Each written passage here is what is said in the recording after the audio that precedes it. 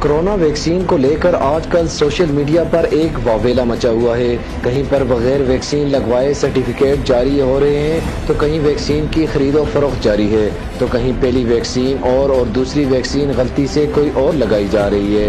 مانسہرہ میں موجود اوورسیز پاکستانیوں کو بھی کچھ اس قسم کے مسائل کا سامنا ہے، جہاں ان لوگوں کو پہلی ڈوز تو لگی مگر دوسری ڈوز بغیر لگوائے ان کی انٹری کمپیوٹر میں کر دی گئی اور اس کی تاریخ بھی غلط ڈال دی گئی۔ مانسہرہ کے اوورسیز پاکستانی جو پاکستان کی معیشت کو بہتر کرنے کے لیے اپنے بال بچوں، ماں باپ اور وطن سے دور جا کر اپنے پیٹ کاٹ رہے ہیں، ان کے ساتھ یہ ظلم ہو رہا ہے۔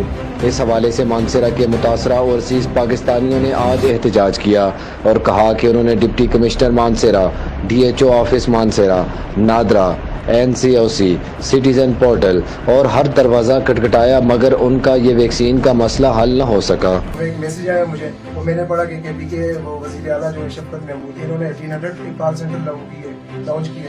اس پہ ہم نے پھر ان کو یہ سارے واٹس ایپ پہ یہ بھیجے تو انہوں نے کہا انشاءاللہ ہم 24 گھنٹوں میں کچھ کرتے ہیں۔ سر وہ 24 گھنٹے بھی گئے، آج دیکھ لیں کون سے منتھ سے آ رہا ہے تو کسی نے کچھ بھی نہیں سنا سر۔